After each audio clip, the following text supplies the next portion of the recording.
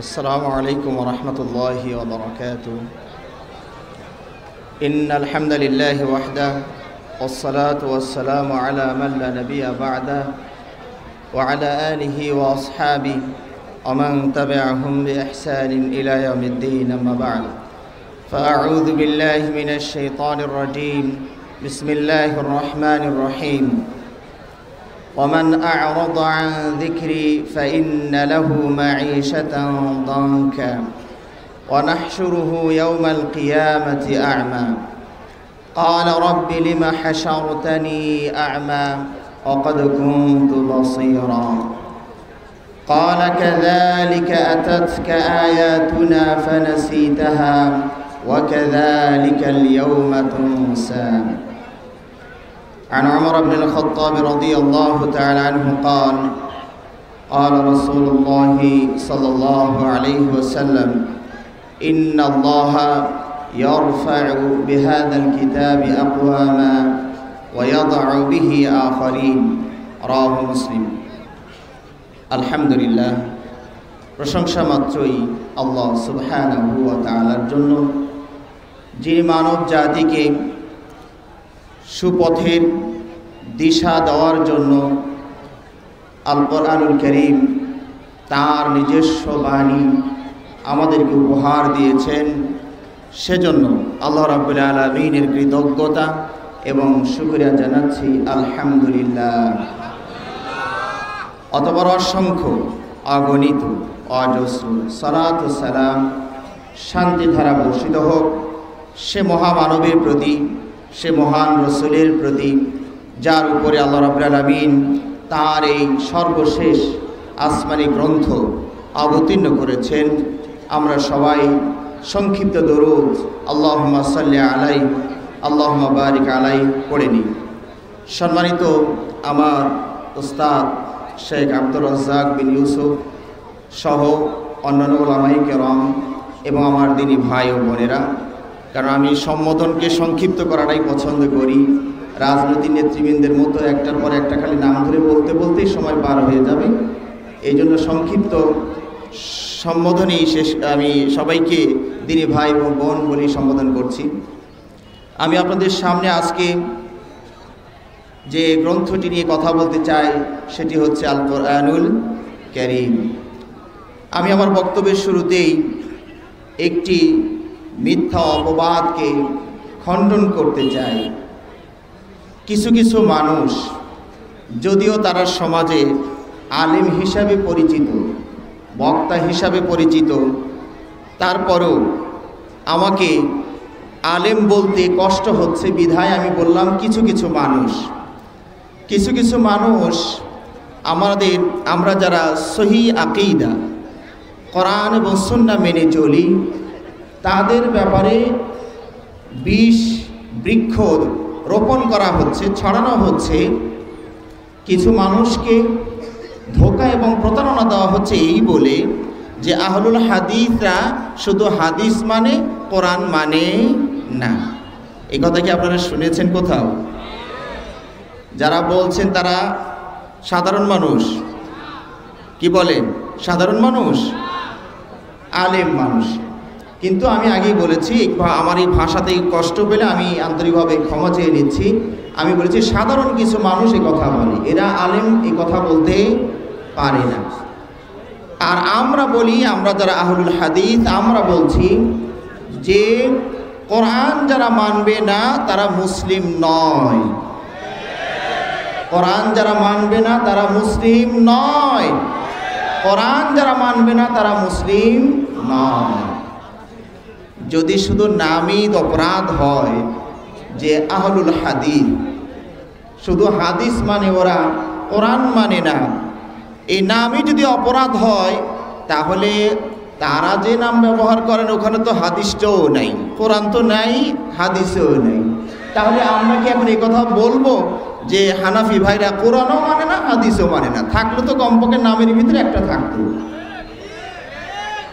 এইগুলো তো কাণ্ডজ্ঞানহীন বক্তব্যই বলে প্রমাণিত হবে বিজ্ঞজনের কাছে। কি বলেন আপনারা? সুতরাং আসলে আহলুল হাদিস মানে কি? আহলুল হাদিস আপনারা যদি কোরআন পড়েন, এই হাদিস শব্দটা নিয়ে একটু চিন্তা ভাবনা করুন। এই হাদিস মানে আল কোরআন। এই কথা কোরআনেও আছে, হাদিসেও আছে।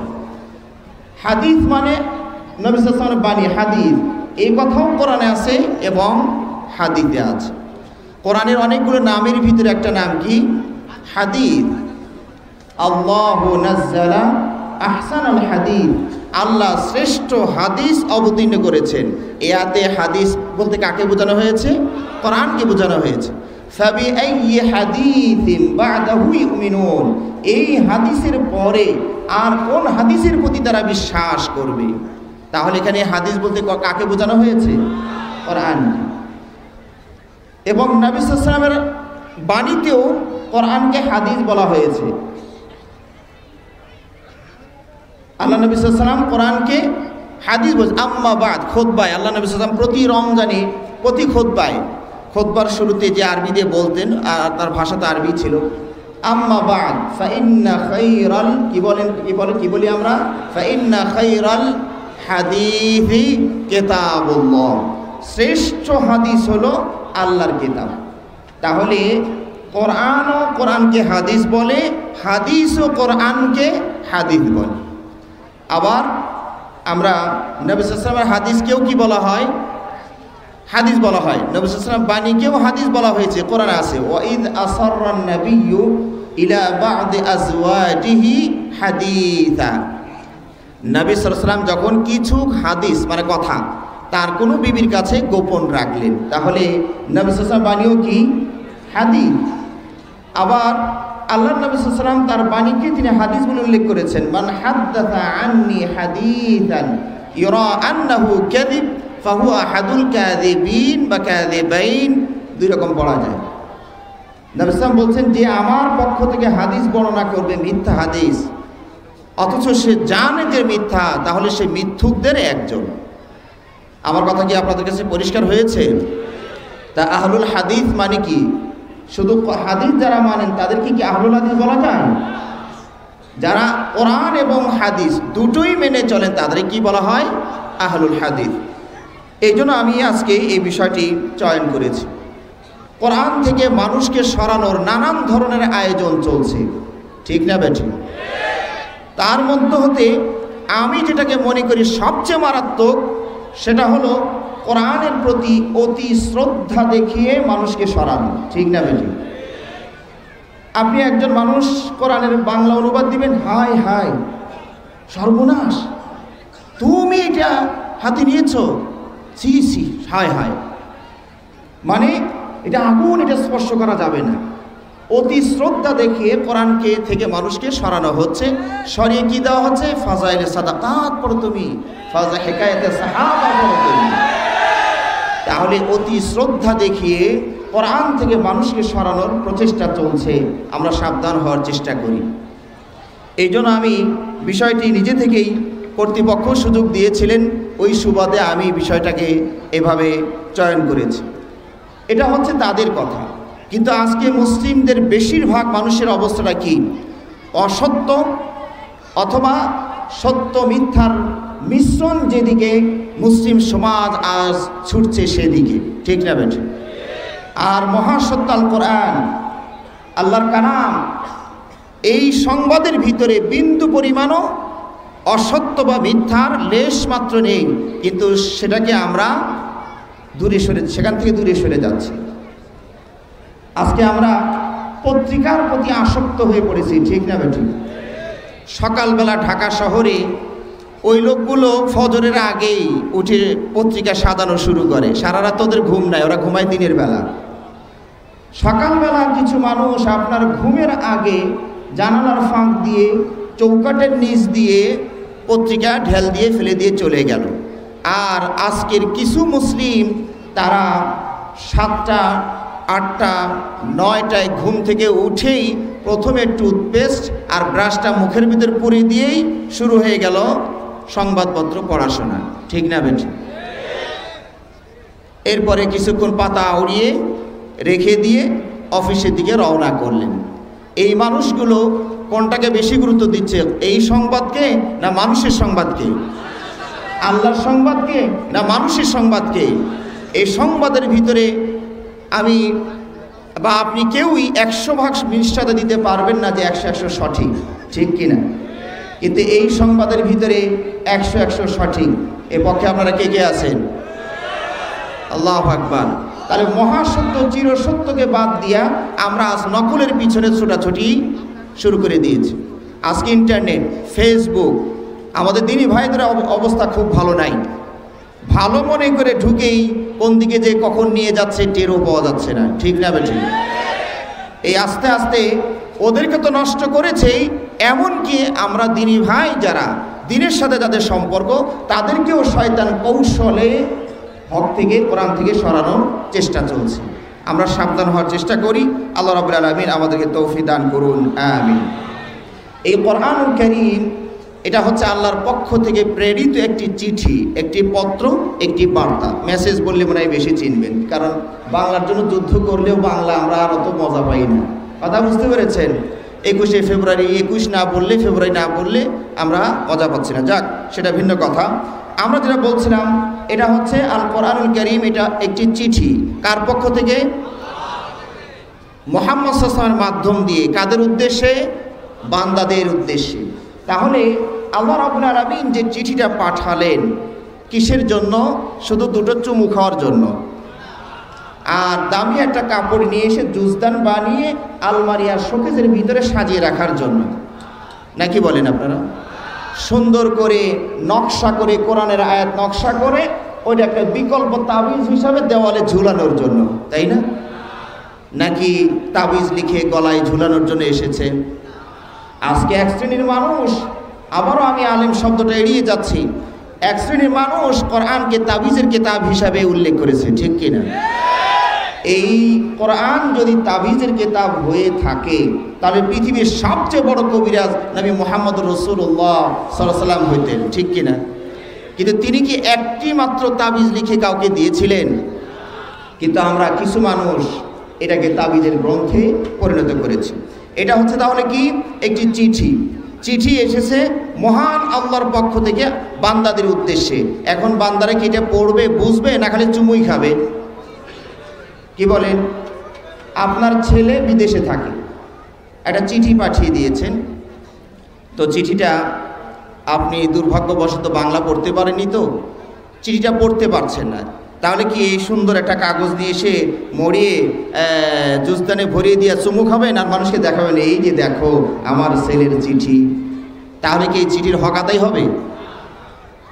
এখন আপনি যদি পড়তে নাও পারেন তাহলে কি এই কাজটা করবেন নাকি? যে আমি যেহেতু পড়তেই পারি না, তাও জুজদানে লেমিনেটিং করে খালি চুমু খাতে থাকবেন, পকেটে নিয়ে চুমু খাবেন, এটা কি চিঠির হক আদায় হলো?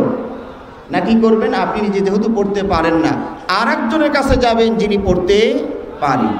উনি যখন পড়া শুরু করবে, আপনার ছেলের প্রেরিত চিঠিটা উনি যখন পড়া শুরু করবে, আর চিঠির ভাষা বা অর্থ যদি ভালো হয় তাহলে আপনার খুশিতে আপনার ঠোঁট দুটো একটু এদিক ওদিক বাঁকা হবে, ঠিক না বেঠিক?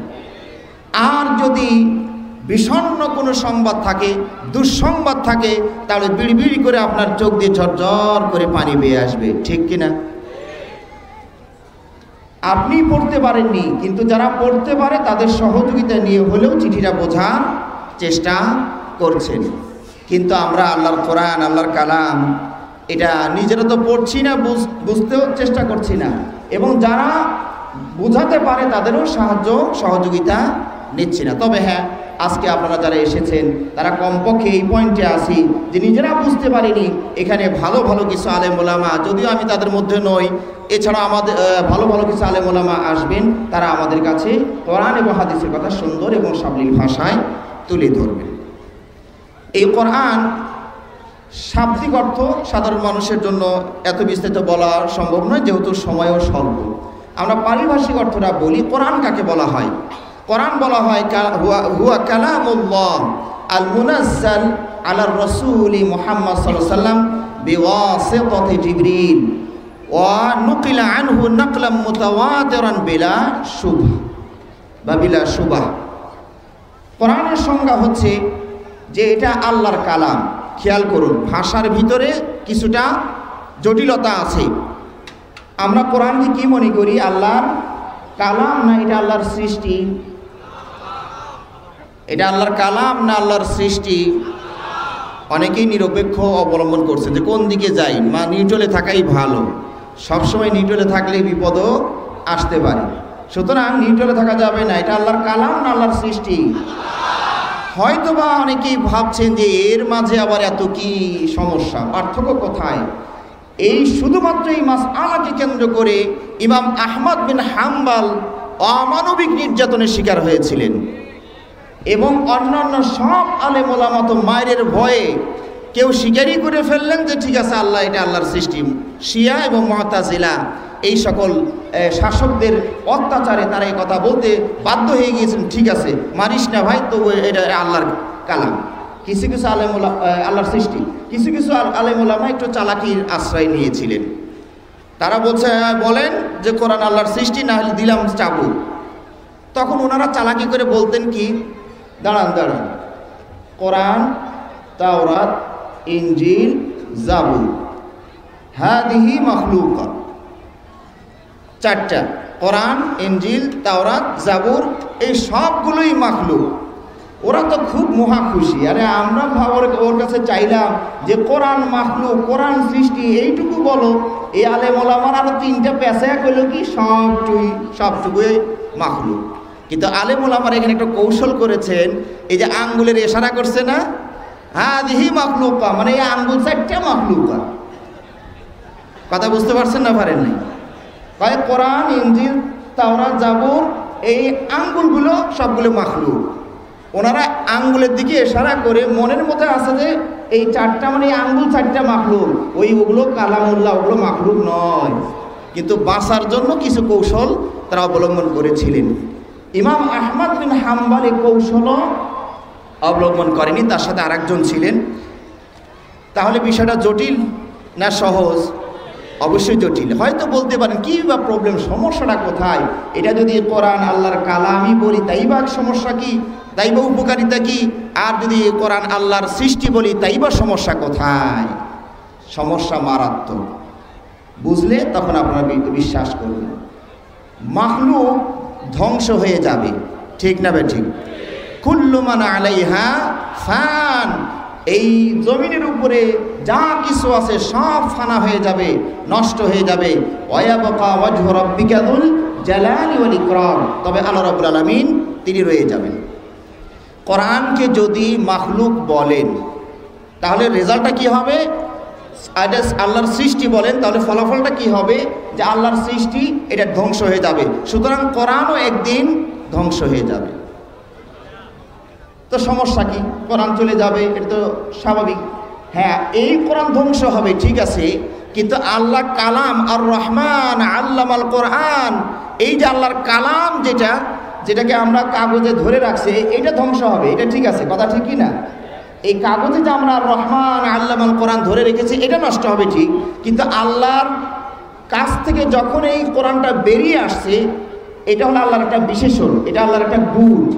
আমার কথা কি বুঝতে পারছেন আপনারা?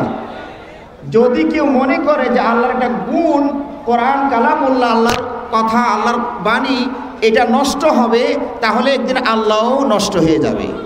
নাউযুবিল্লাহি মিন যালিক। আমার কথাকে আমি বুঝাইতে পারছি আপনাদেরকে? যদি আমরা সৃষ্টি বলি, এটাকে আল্লাহর কালামকে যদি আমরা সৃষ্টি বলি তাহলে সৃষ্টি ধ্বংস হবে। সুতরাং যার কিছু ধ্বংস হয় তা পুরোটাই ধ্বংস হওয়ার সম্ভাবনা আছে। নাউযুবিল্লাহি মিন যালিক। সুতরাং এটাকে কেউ সৃষ্টি আমরা বলবো না, মাখলুক বলবো না, এটাকে আমরা কি বলবো? কোরআন কালামুল্লাহ, আল্লাহর কালাম। এখানে এই কোরআন কখন নাজিল হয়েছে বলুন তো? কখন নাজিল হয়েছে? কোন মাসে? কোন রাতে? লাইলাতুল কদরের রাত্রিতে। আমাদের সমাজে তার আগের মাসে কিছু হইচই হয় না? হয় না? শাবান মাসেই তো দেখি যে অনেক আলেম ওলামা মানে বক্তব্যে, মেম্বারে হালুয়া রুটি সহ, এখন একটু হালুয়া রুটি কমছে, কিন্তু আলোচনা বন্ধ হয়নি। তারা কিন্তু রমজানের আগেই কোরআন নাজিলের মাস হিসাবে উদযাপন করেন, শবে বরাত, ঠিক কিনা? তাহলে কোরআনে কি এইভাবে আছে? শাহরু শাবান আল্লাযী উনজিলা ফীহিল কোরআন, নাউযুবিল্লাহি মিন যালিক। দেখুন, কোরআন নাজিলের মাস হচ্ছে রমাদান মাস, এবং কোরআন অবতীর্ণের রাত্রি হচ্ছে কদরের রাত্রি। এখানে একটি প্রশ্ন হবে, সেটা হলো যে আমরা তো জানি কোরআন নাজিল হয়েছে 23টি বছরের বিভিন্ন সময়ে, ঠিক তো? কোরআন নাজিল হয়েছে 23টি বছরের দিনে, রাতে, সফরে, ইকামতে, বিভিন্ন সময়ে নাজিল হয়েছে। কোরআন আমার ইব্রাহিম বলছেন কি আমি কদরের রাত্রিতে অবতীর্ণ করেছি। তাহলে আমাদের জানা আর কোরআনের বক্তব্য একটু সাংঘর্ষিক হচ্ছে কিনা? সমাধান হচ্ছে আব্দুল্লাহ বিন আব্বাস রাদিয়াল্লাহু তাআলা আনহুর উত্তর বলেছেন, কোরআন আসলে 2 ধাপে আমাদের কাছে অবতীর্ণ হয়েছে। কয় ধাপে? 2 ধাপে। প্রথম ধাপটা ছিল লাউহে মাহফুজ থেকে দুনিয়ার আসমানি পুরো কোরআনটা একবারে নেমে আসে, সুবহানাল্লাহ। এই সফরটা ছিল কদরের রাত। এরপরে সেখান থেকে জিবরাইল আলাইহিস সালাম বান্দাদের প্রয়োজন অনুপাতে আস্তে আস্তে করে সেখান থেকে 23 বছরে কোরআন অবতীর্ণ করেন।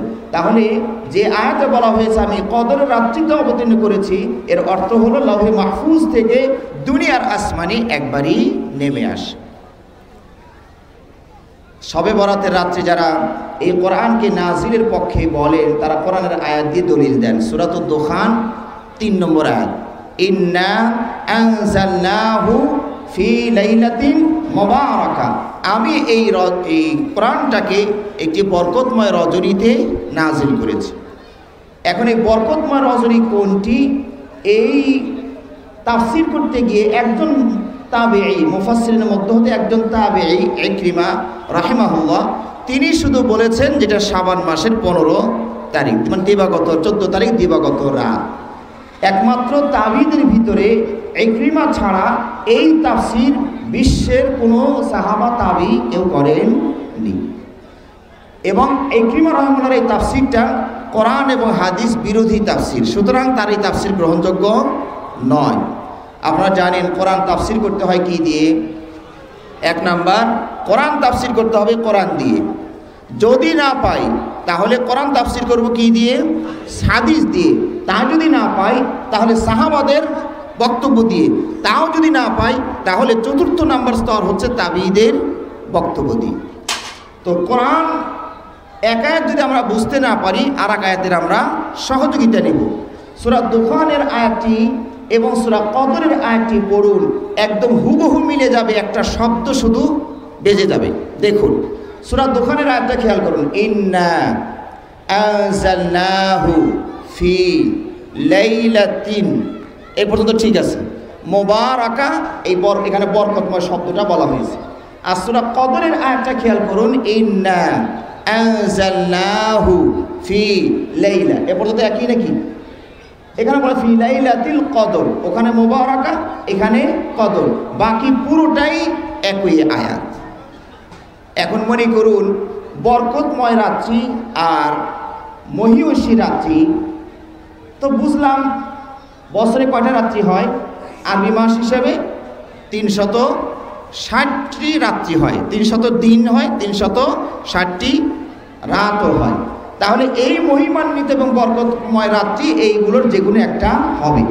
কোন মাসে হবে তাও আমরা বুঝতে পারলাম না এই দুটো আয়াতের সহযোগিতা নিয়ে। এবার আমরা আরেকটি আয়াতের সহযোগিতা নিব, সেটা হলো শাহরু রমাদান আল্লাযী উনজিলা ফীহিল কোরআন, রমাদান মাস যে মাসে কোরআন নাজিল হয়েছে। তাহলে ওই রাতটা আমরা এখন কোন মাসে খুঁজবো বলুন তো? কোন মাসে খুঁজবো? রমাদান মাসে খুঁজবো। এই হচ্ছে কোরআন দিয়ে এতটুকু পর্যন্ত আমরা অগ্রসর হতে পারলাম, তাফসীর করতে পারলাম যে সেটা রমাদান মাসের 30 বা 29 রাত্রির কোনো একটা রাত্রিতে এই কোরআন নাজিল হয়েছে। এছাড়া কোরআনের আর আয়াত কোনো ইঙ্গিত ইশারা করে না। এখন আমরা হাদিসে আসি যে এই রাত্রিটা তাহলে রমজান মাসের কোন রাত্রি? আল্লাহ নবী সাল্লাল্লাহু আলাইহি ওয়াসাল্লাম কি বলেছেন? তাহাররাউ লাইলাতুল কদরি ফি ওয়াত্রিন মিন আশরিল আওয়াখির মিন রমাদান, তোমরা কদর রাত্রি তালাশ করো রমাদান মাসের শেষ দশকের বেজোড় রাত্রিতে। তাহলে কোরআন এবং সুন্নাহ দুটোকে মিলিয়ে যদি আমরা তাফসীর করি তাহলে কি প্রমাণিত হয়? কোরআন নাজিলের মাস কোনটি? শাবান না রমাদান? শাবান না রমাদান? রমাদান। সুতরাং এই সঠিক বিশ্বাস থেকে কেউ যেন আমাদের নড়াতে না পারে, আমরা চেষ্টা করি। আমার আজকের বিষয় ছিল যে কোরআন গ্রহণ ও বর্জন, লাভ ও ক্ষতি। অর্থাৎ কোরআন গ্রহণ করলে কি লাভবান হব, আর কোরআন বর্জন করলে কি ক্ষতি হবে আমাদের, এই বিষয়ে আমি আজকে আপনাদের সাথে কথা বলেছি। ভূমিকা স্বরূপ আরও কিছু কথা আপনাদের সাথে শেয়ার করেছি। আল্লাহ রাব্বুল আলামিন পবিত্র কোরআনে বলে দিয়েছেন, এই কোরআন থেকে যারা আমরা দূরে থাকব, কোরআন থেকে দূরে থাকব, কোরআনকে বর্জন করব, তাদের বিরুদ্ধে আল্লাহ নবী সাল্লাল্লাহু আলাইহি ওয়াসাল্লাম 1400 বছর আগেই মামলা দিয়ে রেখেছেন। আল্লাহ রাব্বুল আলামিন পবিত্র কোরআনে কথাটা উল্লেখ করেছেন। আল্লাহ নবী সাল্লাল্লাহু আলাইহি ওয়াসাল্লাম বলছেন, অকালার রাসূল ইয়া রাব্বি ইন্না কওমি ইত্তাখাযু হাযাল কুরআনা মাহজুরা। নবী সাল্লাল্লাহু আলাইহি ওয়াসাল্লাম আল্লাহকে ডাক দিয়ে মামলা দিয়ে দিয়েছেন, ও আমার রব, আমার জাতির লোকেরা, আমার জাতি কোরআনকে পরিত্যক্ত গ্রন্থে পরিণত করেছে। কোরআনকে পরিত্যাগ করা হবে 5টি পয়েন্টে। 1 নাম্বার, যদি আপনি কোরআন না পড়েন তাহলে কোরআনকে আপনি বর্জন করেছেন। যদি কোরআন না শোনেন তাহলেও বর্জন করেছেন। কোরআন অনুযায়ী আমল যদি না করেন বর্জন করেছেন। কোরআনের দিকে মানুষকে যদি আহ্বান না করেন বর্জন করেছেন। কোরআন বোঝার চেষ্টা করেননি তাহলে আপনি কি করেছেন? কোরআন বর্জন করেছেন। এখন আমরা যদি এই 5টা অপরাধের কোনো একটার সাথে জড়িত হই তাহলে আমরা কোরআন বর্জন করেছি বলে প্রমাণিত হব। আর এই কোরআন বর্জন করা প্রমাণিত হলেই কার মামলার আওতায় এসে যাবেন? নবী মুহাম্মদুর রাসূলুল্লাহ সাল্লাল্লাহু আলাইহি ওয়াসাল্লামের মামলার আওতায় আপনি এসে যাবেন। আর নবী সাল্লাল্লাহু আলাইহি ওয়াসাল্লামের মামলার আওতায় যদি আমি এসে যাই, সারা বিশ্বের সকল উকিল এবং মুখতার নিয়োগ দিয়ে এই মামলার রায় আপনার পক্ষে নিতে পারবেন না। আল্লাহ রাব্বুল আলামিন আরো বলছেন সূরা তাহা 124, 125 এবং 126 নম্বর আয়াতে, কোরআন থেকে যদি আমরা দূরে থাকি তাহলে আমাদের কি অবস্থাটা হবে ইহকালে এবং পরকালে। আল্লাহ রাব্বুল আলামিন বলছেন, ومن أعرض عن ذكري فإن له معيشة ضنكا ونحشره يوم القيامة أعمى। আল্লাহ রাব্বুল আলামিন বলছেন, যারা আমার জিকির মানে কোরআন, এই জিকির থেকে যারা মুখ ফিরিয়ে নিবে, বিমুখ থাকবে, তাদের জন্য রয়েছে সংকীর্ণ জীবন। অর্থাৎ এই কোরআন বিমুখ লোকগুলো যদি টাকার টাকশালের উপরেও শুয়ে থাকে, টাকার পাহাড়ের উপরেও যদি শুয়ে থাকে, তবু মানসিকভাবে কোনো প্রশান্তি সে পাবে না। এটা হচ্ছে একটা তাফসীর। আরেকটি তাফসীর হচ্ছে যে কোরআন ছাড়া যদি আপনি কবর দেশে চলে যান তাহলে সেখানে কবর আপনাকে মারাত্মকভাবে চাপ মারবে, আপনার হাড্ডি চুরমার করে ফেলবে। এখন মনে করুন, এই জন্য আমি মনে করি কোরআন আর হাদিস হচ্ছে পরপারের দেশের পাসপোর্ট আর ভিসা। পাসপোর্ট আর ভিসা ছাড়া যদি অন্যের দেশে যান তাহলে অবস্থাটা কি হয়? মার খেতে হয় না? তো কবরের দেশ এটা কি পৃথিবীর কোনো মানুষের? ওটা আল্লাহর দেশ। ওই দেশে যেতে হলে কোরআন এবং সুন্নাহ, পাসপোর্ট আর ভিসা দুটোর সাথে করে নিয়ে যেতে হবে, না হলেই কবর আপনাকে মানে রিমান্ডে নিয়ে শাস্তি দেওয়া শুরু করবে। এরপর আল্লাহ রাব্বুল আলামিন বলছেন, ওয়ানাহশুরুহু ইয়াওমাল কিয়ামাতি আমা, এই লোকটাকে আমরা কিয়ামতের দিন অন্ধ করে উঠাবো। কোরআন ছাড়া আমি যদি হাসরের ময়দানে চলে যাই তাহলে আল্লাহ বলছেন আমি তাকে অন্ধ করে উঠাবো। এই লোকটা তখন আল্লাহর কাছে অভিযোগ করবে, ফরিয়াদ করবে, রব্বি লিমা হাসারতানি আমা, আল্লাহ আমাকে কেন অন্ধ করে উঠালেন? ওয়াকাদ কুনতু বাসীরা, অথচ আমি তো চক্ষুষ্মান ছিলাম। আল্লাহু আকবার। আল্লাহ রাব্বুল আলামিন তাকে উত্তর দিয়ে বলবেন, কাযালিকা আতাতকা আয়াতুনা ফানাসিতাহা ওয়া কাযালিকাল ইয়াওমা তুনসা, এভাবে আমার আয়াত তোমার সামনে এসেছিল, তুমি আত্মভোলা হয়েছিলে, আজকে তোমার সাথে ভোলার মতোই আচরণ করা হবে। আমি মাঝে মাঝে এইভাবে ব্যাখ্যা করি যে আপনি যে পথ দিয়ে 30 বছর ধরে চলাফেরা করেছেন, চলতে গিয়ে যদি দৃষ্টি হারিয়ে ফেলেন তাহলে 2 কদম হাঁটতে পারবেন? অথচ এই রাস্তা আপনার পরিচিত, 30-40 বছর ধরে আপনি যাওয়া আসা করেন, হাসরের ময়দানে যদি আপনার আমার চক্ষু অন্ধ হয়ে যায় তাহলে 2 কদম সামনে যাওয়ার উপায় আছে। সুতরাং ভাইরা, কোরআন হচ্ছে একটা পাওয়ারফুল মেডিসিন। কোরআন হচ্ছে একটা পাওয়ারফুল মেডিসিন। এটা যদি আপনারা ব্যবহার করেন, পড়েন, বোঝেন, আমল করেন, তাহলে কিয়ামতের দিন আপনার চক্ষুকে নষ্ট হতে দেবে না। এখন কোরআনকে সাথে নেবেন না কোরআন রেখে যাবেন, সেটা হলো আপনাদের সিদ্ধান্ত। আল্লাহ রাব্বুল আলামিন আমাদের সবাইকে বোঝার তৌফিক দান করুন, আমিন। ওই যে লোকটা অভিযোগ করলো যে আল্লাহ আমাকে কেন চক্ষুহীন করলেন, অথচ দুনিয়াতে আমি চক্ষুষ্মান ছিলাম। আল্লাহ কি বললেন? আল্লাহ উত্তরে বললেন যে এইভাবে আমার আয়াত তোমার কাছে গিয়েছিল। অর্থাৎ আল্লাহর উত্তরের সার কথা হলো এই যে তোমাকে চক্ষু দিয়ে লাভ কি? উলুবনে মুক্তা ছড়ানোর দরকার নাই, অপাত্রে দান করারও দরকার নাই, কারণ তুমি চক্ষুর ব্যবহার জানো না। তোমাকে চক্ষু দিয়েছিলাম আমার কোরআনকে দেখার জন্য, কিন্তু তুমি কোরআন না দেখে নাটক, থিয়েটার ওগুলো ঠিকই দেখেছো। তুমি চক্ষু দিয়ে রাস্তা দিয়ে যারা গিয়েছে তাদেরকে তুমি চেয়ে চেয়ে দেখেছো। তুমি চক্ষু দিয়ে খেলা দেখেছো ঘন্টার পর ঘন্টা, ক্রিকেট খেলার, ফুটবল খেলা, কিন্তু আমার কোরআন দেখার সময় তোমার সময় হয় নাই। সুতরাং তুমি চক্ষুর ব্যবহার জানো না, তোমাকে চক্ষু দিয়া লাভ নেই। সুতরাং এই হচ্ছে কোরআন যদি আমরা বর্জন করি আমাদের জন্য মহাবিপদ ইহকালে এবং পরকালে এসে যাবে। আর সময় যেহেতু সংক্ষেপ, আসলে কোরআন মানলে কি লাভ হবে এগুলো তো আপনারা জানেনই। তবে আমি আখিরাতে একটা লাভের কথা বলি। আল্লাহ নবী সাল্লাল্লাহু আলাইহি ওয়াসাল্লাম বলেছেন কিয়ামতের দিন কোরআনওয়ালা যারা হবেন তাদেরকে একটা অফার আল্লাহ দিয়ে দিবেন, ইকরা ওয়ারতাকি ওয়ারাত্তিল কামা কুনতা তুরাত্তিলু ফিদ দুনিয়া। যারা কোরআনওয়ালা আছেন আল্লাহ রাব্বুল আলামিন তাদেরকে অফার দিবেন, পড়ো এবং জান্নাতের এক একটা তলা পার হতে থাকো। সুবহানাল্লাহ। জান্নাতের কোরআনের এক একটা আয়াত জান্নাতের এক একটা তলা পার হওয়ার লিফটের সুইচ। আপনি যদি লিফটের উঠে 10 তলার টিপ দেন, কয় তলায় নিয়ে যাবে? 10 তলা। আর যদি 50 তলায়, নাই তো অত বড়, তারপরে যদি হয় ওখানে টিপ দিলে ওখানে নিয়ে যাবে।